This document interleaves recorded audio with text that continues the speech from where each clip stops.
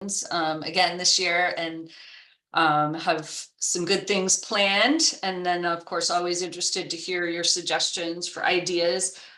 So I am Zoe Miller, as I think everybody knows, and I'll just start us off with some housekeeping and introductions. And then we're excited to have Paul Drinan here from Vision Zero Maine to talk about what is going on in his work. And then we'll also be talking a bit about some of the projects that are going on in towns and regions of the state related to Vision Zero. So at the end, we'll have time for you to share updates and information. Think about things that you have going on in your community or in your work that you'd like to share information about. We'd love to have you share those. So just want to start off by, first of all, just mentioning we do have live captioning for this meeting. We try to run our meetings using inclusive practices as much as possible. And so that's part of it today. And you can activate those by clicking on the captions, show captions tab. So thank you for our captioner for being here. I also have co-pilot today. Super excited to welcome Joe Oliva, who's a GrowSmart Maine staffer and is providing some communication support to the Moving Maine Network. So welcome to Joe. This is his first learning community with us today. And he's going to be providing, one of the things that's fun is that we're going to start offering some kind of top takeaways from these sessions. And so Joe's backing me up on capturing what those will be. Since we don't have a huge group, I would love to just go around and give people the opportunity to introduce themselves, and feel free to share whatever hat you're wearing today or multiple hats, and that brings you to the table to talk about transportation and specifically Vision Zero. I'm going to stop my screen share so I can see all your faces. And I will start with Alice Gormley, and then I'll go to Rick Harbison. Hi there. My name is Alice Gormley, and I work in population health management with the Maine Health Medical Group. And I do a lot of work specifically around increasing access to care by either providing or implementing transportation programs for patients to improve initiatives with health equity. Thank you. Hi, everyone. I'm Rick Harbison. I'm a planner at the Greater Portland Council of Governments, and I've been involved in some of our Vision Zero efforts, which I can talk about a little later. Thanks, Rick. And then we'll go to Ryan and then Jacob. Good afternoon, everyone. I'm Ryan Neal, Transit Manager at Maine DOT. Jacob Stein, Transportation Planner from the Bangor area MPO. Welcome. Emily and then Susie. Hi, everyone. Emily Green, she, her, senior attorney with Conservation Law Foundation. I'm basically a climate advocate, so I work on building decarbonization. Hi, everybody. I'm Susie Guthrow. I am the Bridgeton Community Resilience Builder with the Opportunity Alliance. Thanks. Jessica and then Sarah.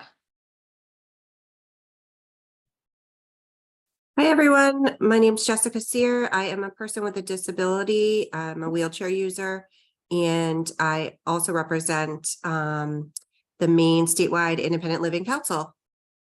Thank you. Hey, everybody. Thanks for having a fun lunchtime thing to come to. My name is Sarah Cushman.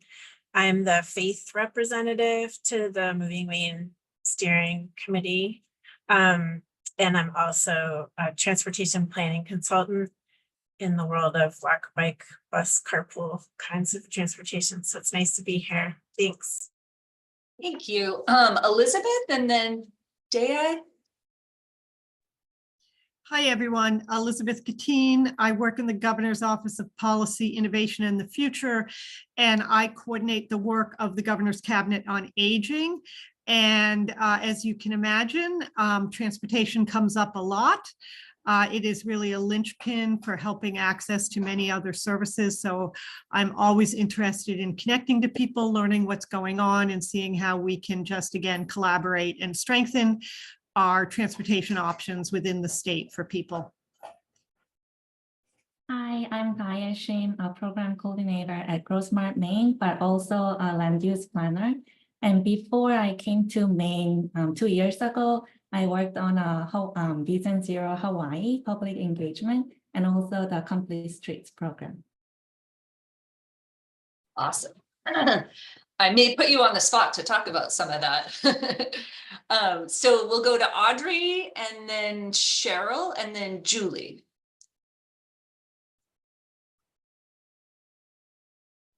Sorry about that. Hi, so my name is Audrey. I'm working at Kiwi Cog. I am a community planner. So before coming to Maine too, I was in Montreal, the Montreal area. So I work a lot of transportation issues back then. So I just want to know what's going on in Maine, and thank you for that.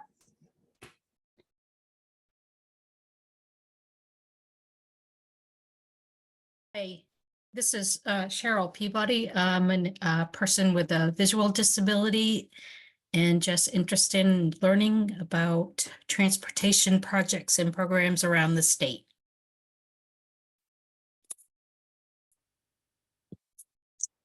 Hi, Julie DeBosque, the Assistant Town Planner in Yarmouth. We have a number of residents who've been coming forward with safe street concerns that all relate to safe systems for all and Vision Zero. So just hoping to learn more to help get more people engaged.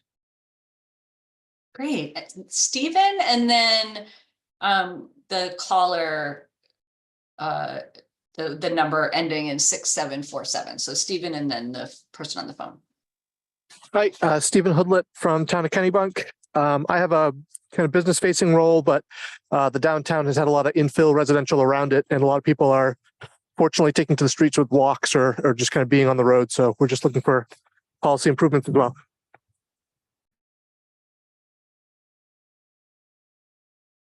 Can people hear me? Yep.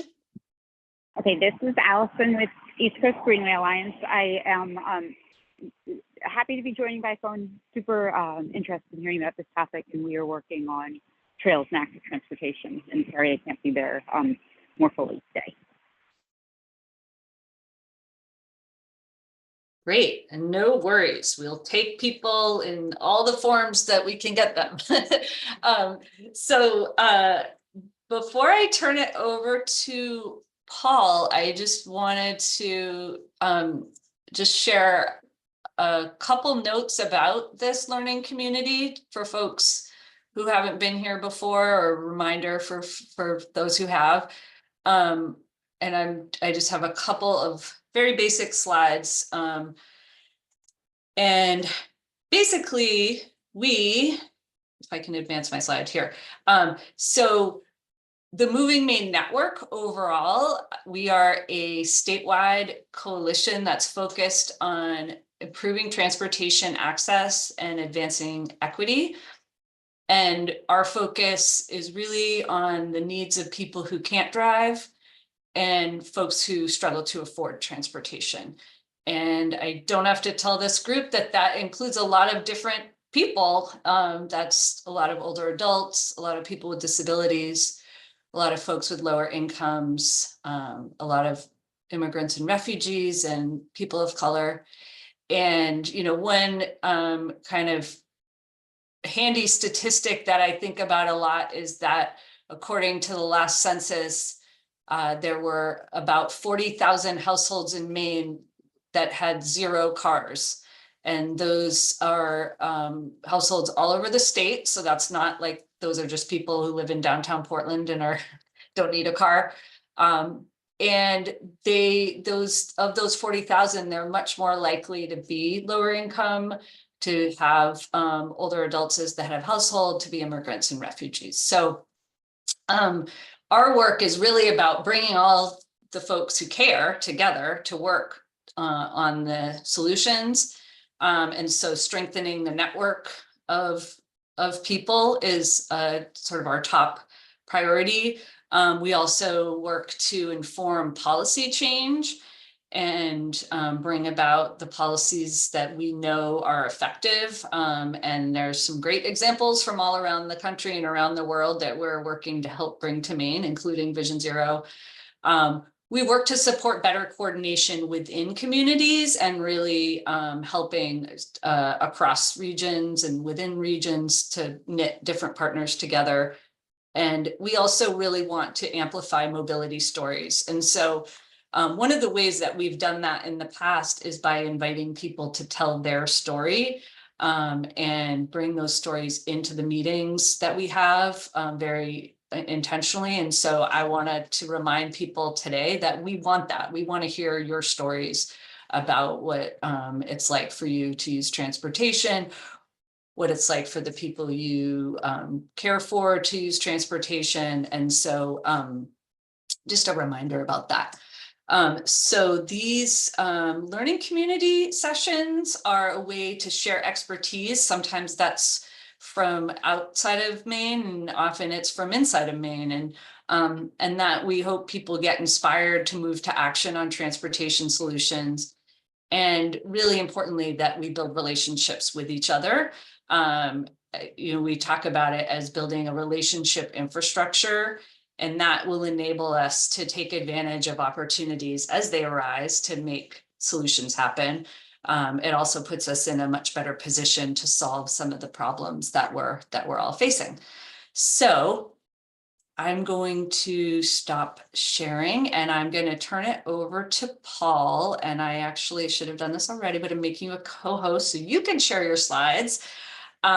So really excited to have Paul here today to talk about the work that he's embarked on through Vision Zero Maine. Paul and I, actually, it's sort of funny. I guess about a month ago now, we got together for a cup of coffee and we ended up talking for 3 hours. We had a lot to talk about. And one of the things was, how do we make this happen for Maine? How do we slow our streets? How do we make it easier and better for people who need to or want to be rolling and walking for transportation. So Paul's a successful small business owner with 25 years of leadership experience in community projects, both in the public and private sectors. And since 2014, he's been focused on Portland-based nonprofits. The Friends of Fort Gorgeous. He also has been really committed to community building throughout his life, from being a Boy Scout to doing youth-based counseling and community engagement. And his work now is really focused on preserving, making beautiful public land available for people for generations. So he's the founder of Vision Zero Maine, which is dedicated to advancing Vision Zero policy and infrastructure in Maine. And he's also has a background as an actor, which I think is really cool. So I think you'll enjoy hearing from Paul today. And with that, Paul, I'm going to let you take it away. Thanks, Zoe. And thank you all for joining us today. It's comforting to see some familiar faces in the room. A little background beyond the bio. I sit on several boards, commissions, committees, all related to active transportation.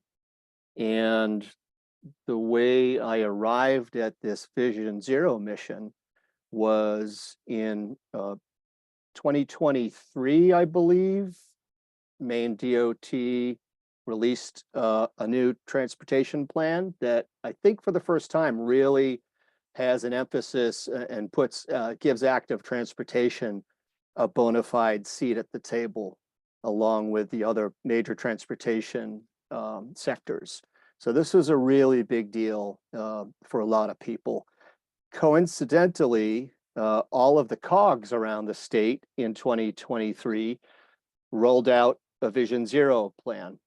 And that really triggered things for me and some active transportation colleagues to start moving on this and try to move the ball forward. And so in 2023, the Maine Trails Coalition sponsored a film tour of a documentary film, which was in part sponsored by Zoe Miller and Moving Maine. Thank you very much. And we hit 4 of the biggest cities in Maine with the street project, invited the public, municipal officials, and really that was our first outreach event that was specific to a Vision Zero agenda. Since that time, there's been a lot of talk with, it's not public yet, but Bicycle Coalition of Maine. And they are seriously considering adopting Vision Zero as part of their core mission. And so at some point in 2024, you may see a rebranding of the logo you're about to see that really gives Bicycle Coalition of Maine more ownership over this mission. But for the meantime, we are 2 separate entities, and Vision Zero Maine is a standalone agency dedicated to helping municipalities forward Vision Zero policy. So with that, I'll just jump in. I'm going to breeze through about 24 slides. I feel like I'm preaching to the choir here somewhat, so I really would like to leave more time for questions and conversation on the issue. So with that, I will jump in here.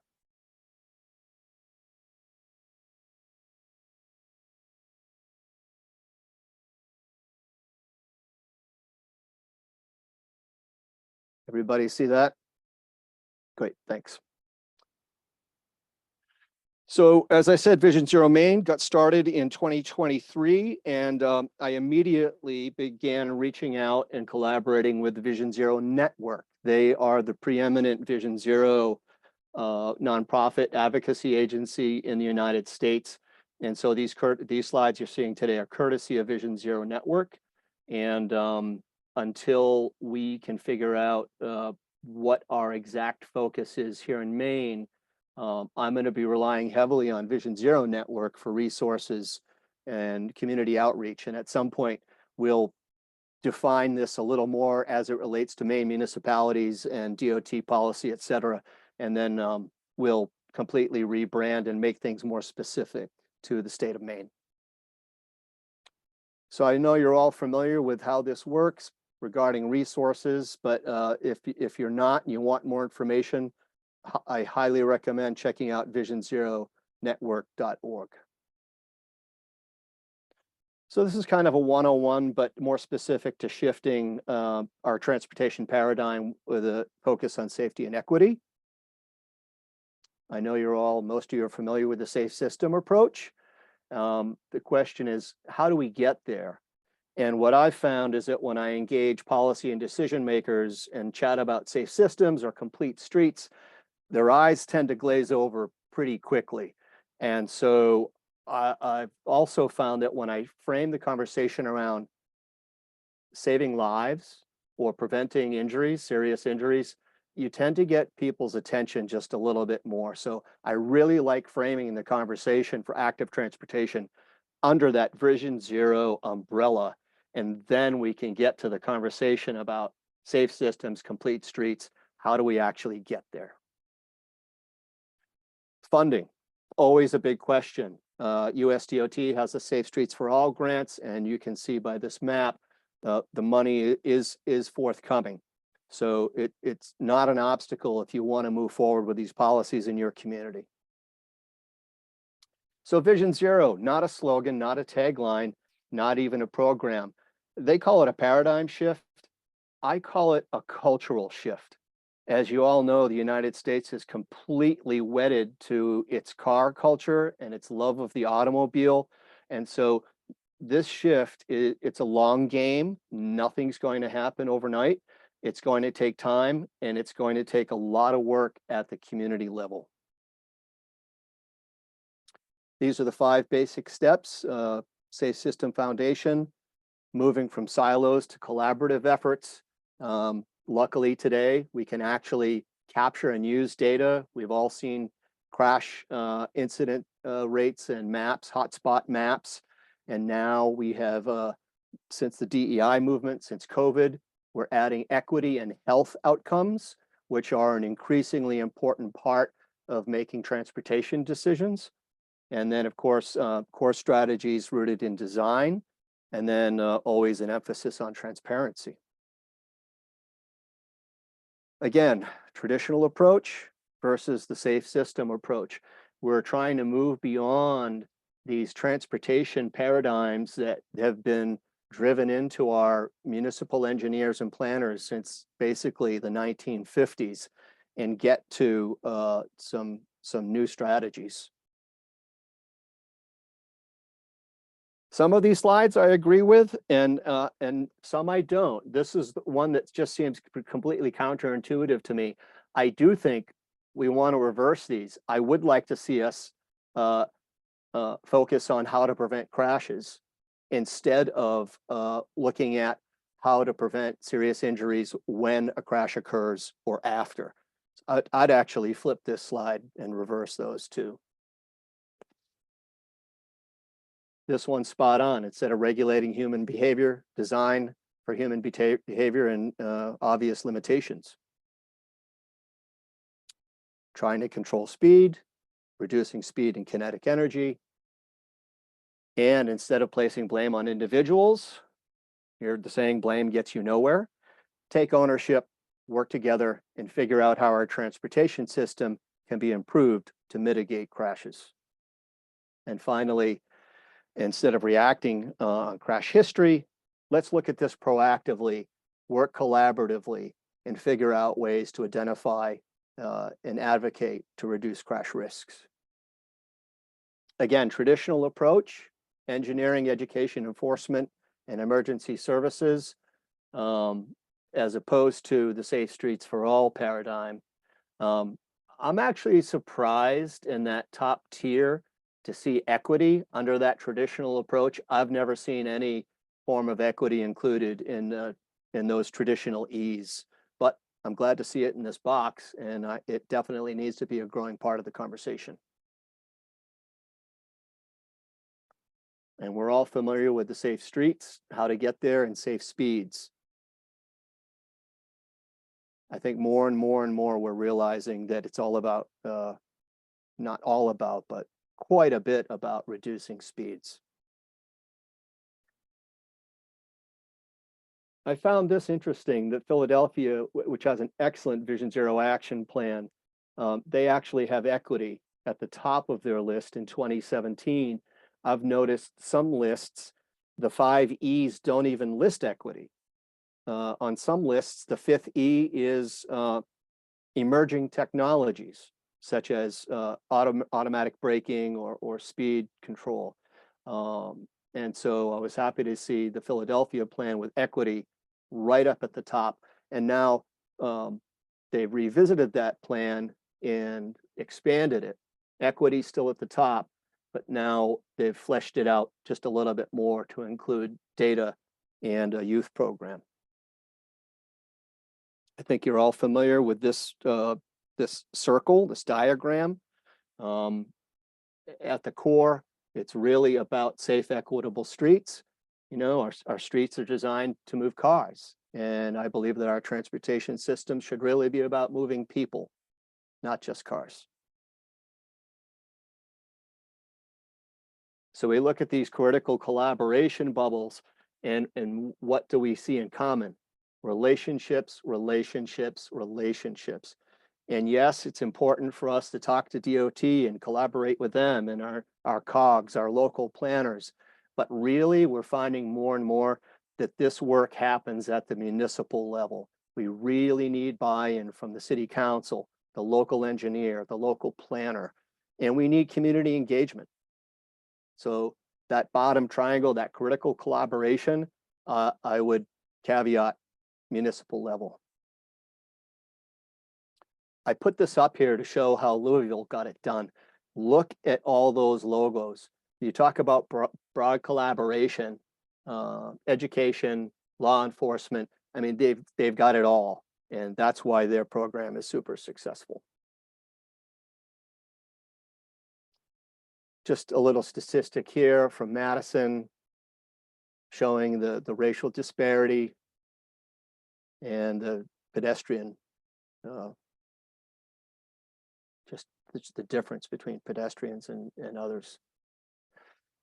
This one was a shock to me. Unfortunately, we see the indigenous folks more than twice as likely as white people to fall prey to these dangers. Again, back to Philadelphia, a very successful program and a great framework for municipalities to move the ball with Vision Zero. And on the right, Hoboken, Hoboken and Jersey City, I think to my knowledge, they were the first communities in America to institute Vision Zero policy back in the early 2000s. And one of the people largely responsible for that lives in Biddeford now, Patrick Conlon, who works for the Eastern Trail. And so Patrick's now a buddy and collaborator of mine, and just really helpful when it comes to figuring out how to move the ball forward at the municipal level with Vision Zero policy. Just a helpful diagram on who to connect with. Again, we see law enforcement, local leaders, etc. And that's it. Really love to hear from you. Reach out, please, if you'd like to continue the conversation offline. We'd love to chat. So thank you.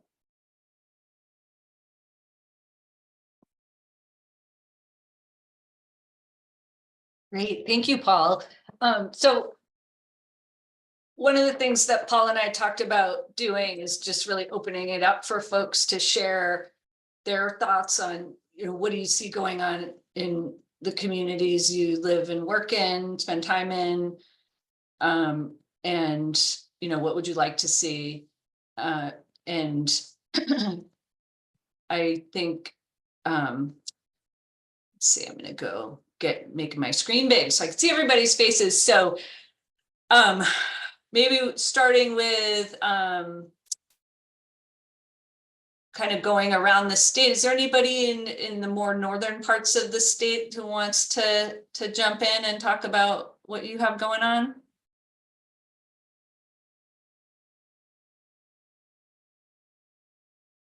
And if we were in the room together, Jacob, you would see that I'm looking at you, but no pressure.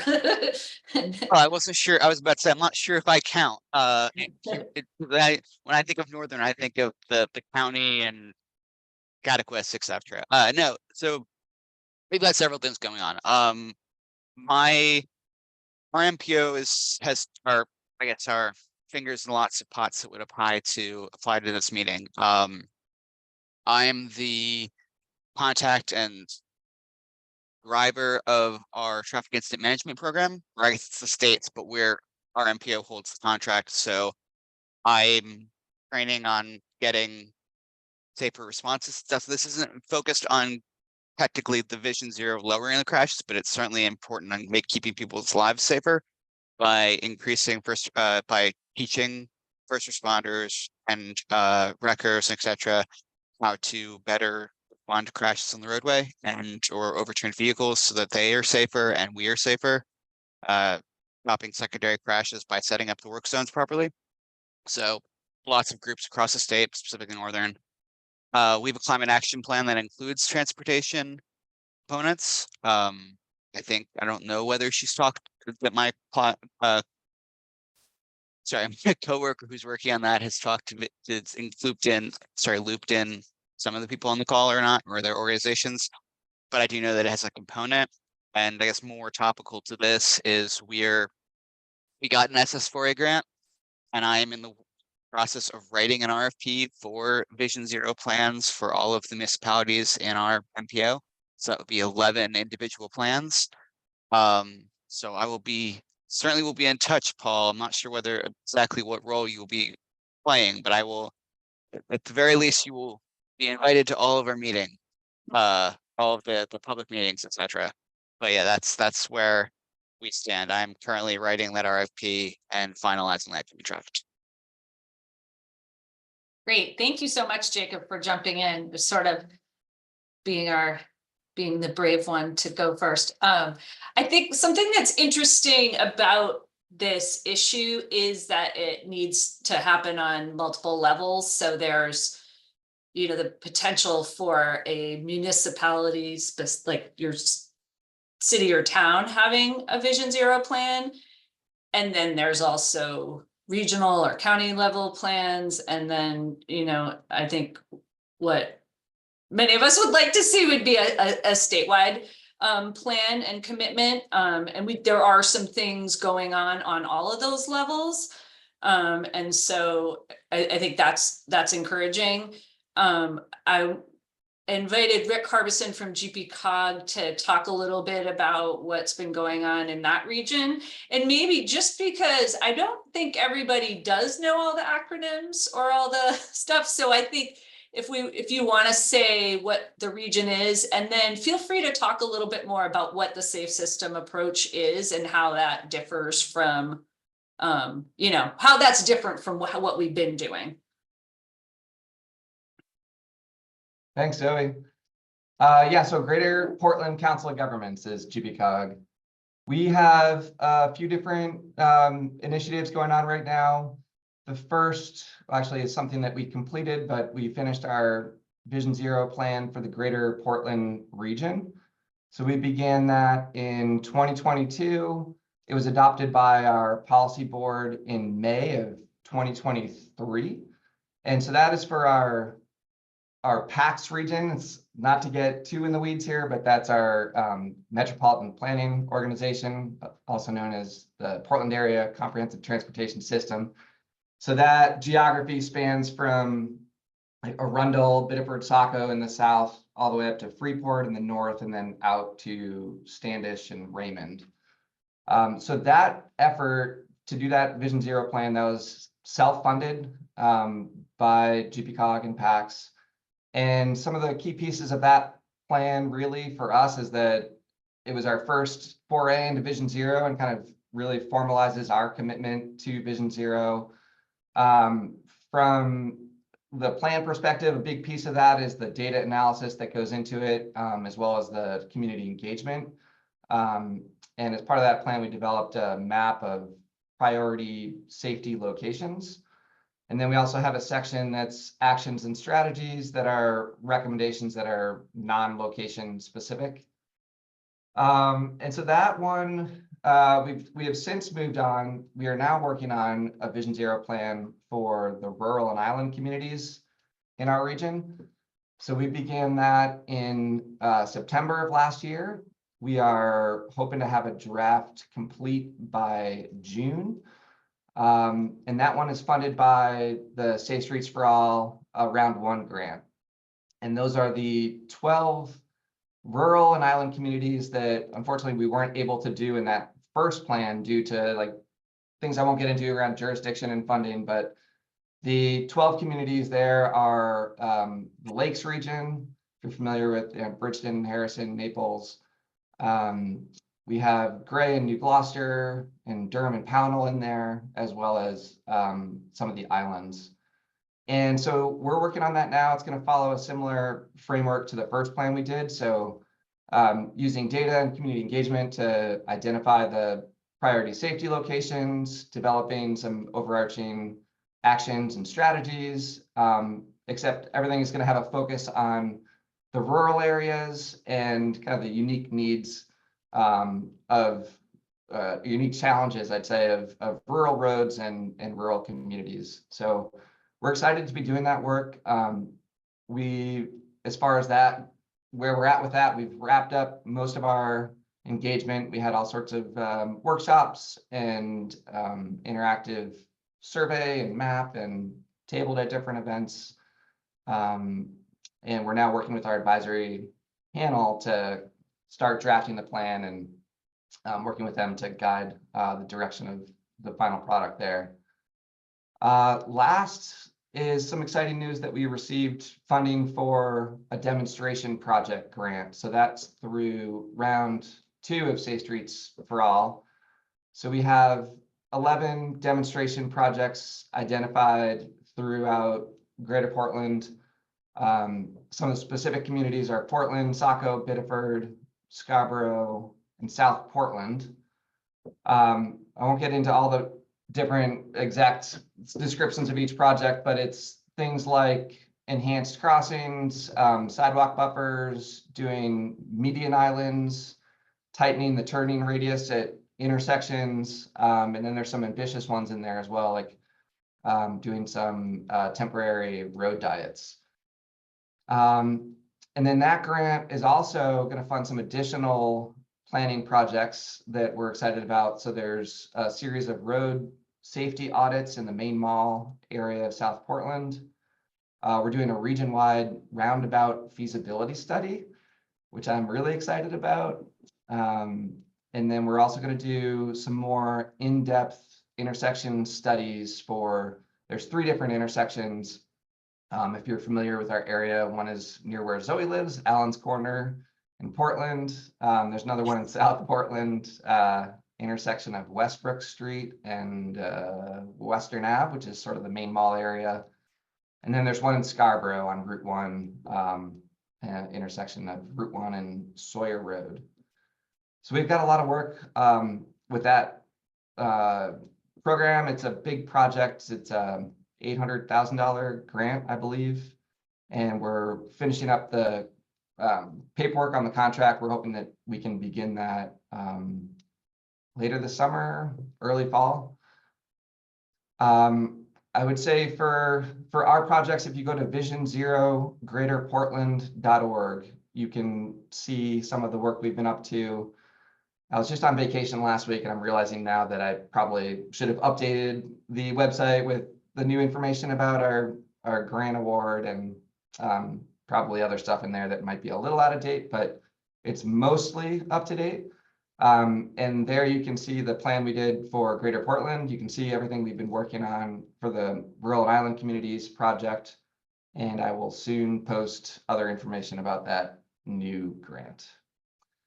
And then, yeah, the round 3 notice of funding opportunity came out for Safe Streets for All. So we are kind of have our eyes on that and trying to figure out if that's something that we go for or not. There's 3 different deadlines, which is nice because we weren't sure if we were really gonna have to rush to get our rural and island communities plan done in time to be eligible for the next phase. But the last deadline is in August 29th. So that gives us a little bit of breathing room. So we have yet to meet about that, but I think we're probably gonna, I would hope that our region can take advantage of that funding somehow, whether it's us applying for the grant or individual municipalities. So I think that's all I've got, Zoe. Thanks, Rick. That's a lot of stuff. Yes. But I love that when you mentioned like the types of solutions that are being thought about, and so I get really excited about roundabouts too, and I think that one of the fascinating things, and I know maybe there were a few other people who saw this. So Carmel, Indiana, it's known as like the roundabout capital of the country, and there was a staffer from that city's transportation program presented back in December at the Maine Transportation Conference, and it was joined by a woman from North Carolina who was talking about all-way stops. And I was just really, really struck by the way they shared the data, that this sort of gets at something that you were saying, Paul, is that they are still seeing crashes, and that's too bad, but they're really just fender benders at a lot of these places. And the woman from North Carolina said, or no, actually, this was Carmel, but that they were actually able to eliminate one of their, like, a fire truck that had previously been used to go and saw people out of their vehicles was able to be repurposed for another role because they no longer need to cut people out of vehicles. I just thought that was so compelling because I think, you know, often we think, you know, we do all this stuff, but there's like an inevitability that there's going to keep being severe crashes. And that was like just a very like concrete illustration of actually maybe not. So I thought that story was interesting. So one other thing I wanted to just to share and then really open it up wide for conversation, questions for Paul, is that there's a couple other projects going on right now that are funded through Safe Streets for All money. And I'm actually involved with a couple of them on my consulting side. And so one is this Sanford Springvale, so doing a safety action plan for those, I actually grew up there and I still get confused. The cities, the Twin Cities, I don't know. So that plan is actually the goal is to be able to apply for this new round of funding. And so it's got to wrap up in the next couple of months to have the plan in place. And then also in Lewiston, Auburn, and Sarah Cushman's actually working on that one with me. And in both cases, VHB is the lead organization that's doing the planning. Something that I've found interesting with those is, and you know, disappointing, is the limitations in the data that we currently have. And there is an opportunity right now to give feedback to the federal government on making changes that would make it that we would have more data. I mean, I think in general, the current administration is, you know, leaning into equity and going in a direction to make it that we have more of the data that we need to be able to figure things out. But for example, right now, like with a driver's license, no data is collected about your race. So, you know, so if we are looking at crash data, there isn't really a reliable source right now for understanding. I guess and that's sort of a question that I have to Rick or to Paul of like, how have you seen that play out in you know, the project, like in your analysis? I guess maybe I'll look at you, Rick, first, because you're the one who's spent the most time on this so far, but Right. Have you been able to be creative about getting more of the more like nuanced data? Well, it's interesting because we just had a meeting with some of the police officers on our advisory panel. We had a stakeholder meeting, and yeah, we talked about some of the data stuff. And a couple of questions I had. I mean, I find that the crash data is really well done in terms of location and keeping it up to date. They've got the Maine crash query tool, and there's other places like the location of crashes seems to be plentiful. Like that's not an issue. I think sometimes the locations can maybe be a little further away than the exact location, but I think in general that info is pretty good. I did ask about race and ethnicity and whether or not there would be a future for reporting that in crash data. And they had mentioned that it is a box that they check, or something that, you know, a field that they write in for enforcement when they give tickets, but that it's perceived race, which can be tricky. So I think your idea of the license makes a lot of sense and would kind of circumvent that, because a lot of times they don't fill it out, or the incident, there's so much going on, they don't have time to really process it, and so they leave it blank. So that is a gap in the data now for the crash data. I think one way around it perhaps is just looking at the prevalence of crashes overlaid with like just general diversity of the area where the crash takes place. But that's more of a proxy than it would be like an actual, like, these are the people that are getting hit. You know, from my past life as a consultant working for a national transportation planning firm, is that most of the crash reporting forms are created at the state level. So yeah, while the Highway Safety Improvement Program, which is the link you sent, does have roles in it, but the actual things that the police have to fill out when they respond to a crash is done on a state-by-state basis. Now, it seems like it takes an active, well, it does take an active legislature to change, or at least they need to get funded to do it, so it can be complicated. I know from working in South Carolina and North Carolina, them changing their crash reports took 10 years. It took that much conversation and pressure and public things. So it does, but maybe that would be faster in Maine than it would be in some other state.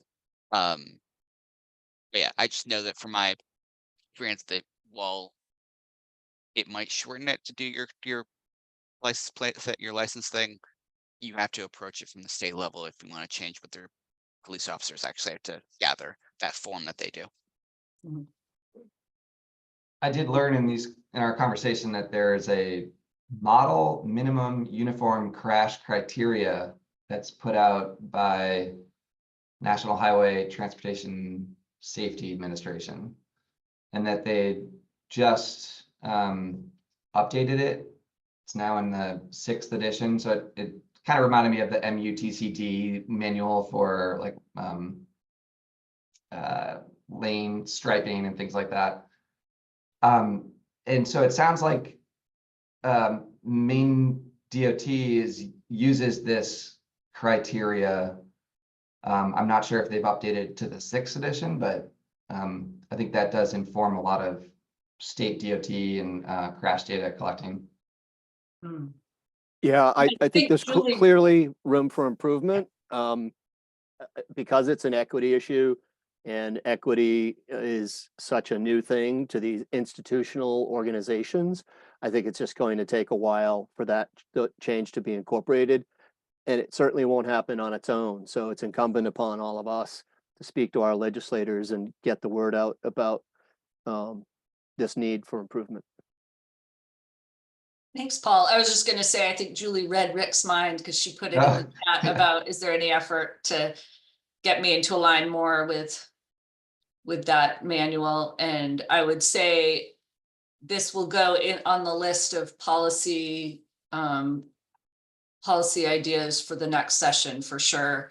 And Sarah, I saw you had your hand up. Go for it. Thanks, Zoe. I guess I've been carrying this concern around data. I think it sounds like all of us in different ways. These questions about, specifically about a couple of things. One of them is examples from away where folks have used video camera data to look at near miss issues, right? This idea that like we only look at an intersection when a crash occurred versus how much really pretty serious conflicts might have occurred. I saw a post about, I think it was out in Washington State, where they had done work like that. And just wondering, that's sort of one piece. The other piece that I wonder about is whether there's, and again, this kind of be along that sort of lines of a proxy, but whether there's any literature out there that could help us, I'm trying to think, God, it's not a calculator. It sounds so like, I don't know, but help us calculate like underreporting for particular communities. I'm thinking like if I'm formerly incarcerated, I might not report getting hit. I frankly, there's a lot of folks. I mean, my kid just saw last month, a woman get hit by a car in Marginal Way and nobody called anybody. Like, I think there's a lot of people who just don't know that that needs to happen. But also, or if I'm undocumented, I might not report. So I'm just wondering about that piece of like underreporting, so things never make it in there, and whether there's any like Transportation Research Board mechanism or something. And I obviously have not looked into it at all, but just throwing it out there as a possibility for any of us to explore more if anybody knows anything more about that kind of thing. Yeah, that's interesting, Sarah. So I see Julie has her hand up, but I'm curious, Rick, do you want to mention about the near miss? Yeah, sure. Well, one thing that came to mind is I seem to recall that Bike Coalition of Maine years ago had an interactive near miss map where you could self-report your near misses, but I think it was probably hard to like get that out to enough people to know that that's a resource that you can use. But we are piloting, to your point about using cameras. We do have a small pilot project I should have mentioned earlier to install cameras at Zoe's intersection in Allen's Corner. And it's going to end up being 4 cameras, and they're going to use AI technology. Let's just leave it at that. AI technology to detect near misses for specifically looking at pedestrians and bicyclists. So I think that'll be a good first step just to see how that technology works. One of the challenges that I've noticed so far is that we have such wide intersections in a lot of places that to really do proper near miss calculation, like you have to have overlap with the cameras. And so even with Allen's Corner with 4 cameras, there are going to be like places that we're not going to be able to detect near misses. Like we're focusing on the crosswalks, but we can't focus on the entire intersection. So that's one of the things that I've learned, but that is hopefully going to get installed this month, or I guess it's end of February, so next month, and then we'll have those up for a year, and we'll be able to look at the data and the dashboards and see if that's something that we can deploy other places. But it's also like, that's a tough, I don't know, I mean, maybe it's a technology that you could rotate to problem area to problem area. But it's a big expense if you were putting it everywhere. So. Thanks, Rick. Julie, did you want to make a comment? Sure. I was just going to say that from the design end, the CMF clearinghouse, which is the Crash Modification Factors clearinghouse, does allow you to like search based on the street configuration. So it's more of a design question, but on a system-wide approach, you could then say like, okay, these are the streets that at these, at 40 mph greater, or it has curves, or these intersections, what are some of those design elements of the road that have higher probabilities of crashes? And then it allows you to kind of put in to calculate. So you mentioned calculating. It allows you to kind of say, okay, these are the like traffic calming features that could apply and would reduce crashes by X amount %. So that's one aspect. But Rick, I'm glad you brought up the camera, because like from my past work at the New York DOT is you stare at a lot of Maya vision to catch those near misses. But the National Center for Rural Road Safety has a training program that I was listening to yesterday, and this came up exactly about undercounting and how important really accurate and timely data is. So I think it's a great question that needs further diving into. So good luck on that project, Rick. Thank you. I don't know about other people, but I could keep talking about this for like another hour. Was there anybody who wanted to share or ask a question? Dai, did you want to mention anything from your work in Hawaii?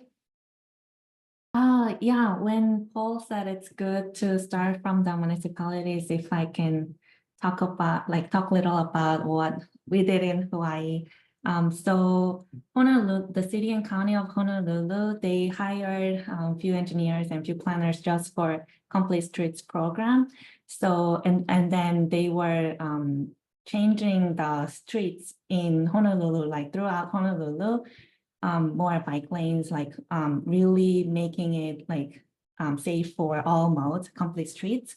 So it was like little easy for us to launch Vision Zero and Oahu pedestrian plan because everyone was already on the same page. So I think that was our little bonus for us. So I'm excited to see how it's going in Maine and glad to hear what Rick's been doing in Greater Portland area. I also live in Portland, so I'm excited to dig more deeper. Thank you. So we have a few more minutes if folks want to share anything, any updates. You can also feel free to put them in the chat. I did want to mention that next month's session will be March 27th. And the topic is working towards equitable access to healthcare for people with disabilities.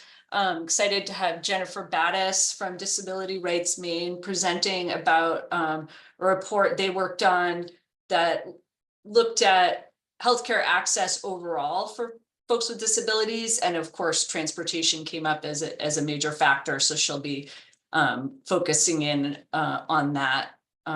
And thank you so much to Paul for coming today and for getting Vision Zero Maine started. And we look forward to seeing how it unfolds. Thanks, Rick, for jumping in post-vacation to provide those updates. And we have a couple minutes if anybody wants to add anything. I want to throw out there something I didn't mention in the presentation. 3 years ago, we had 40 cities in America that had adopted official Vision Zero policy and implemented policy. Today, we have 60.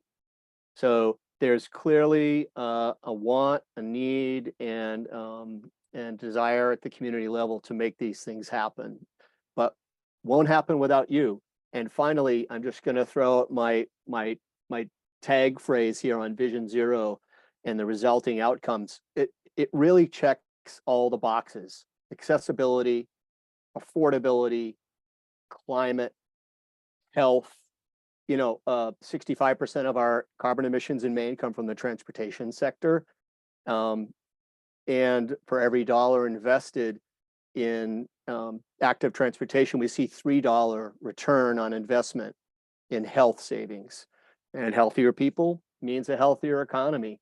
Nothing is more accessible, more affordable, cleaner, or healthier than active transportation. And that's why we call it transportation equity. Perfect place to end for the day. Thank you all. Look forward to seeing you next month. And please be in touch if you have ideas or topics you want to see covered. Take care. Thanks, Thank everybody. you. Thank you. Yep, bye.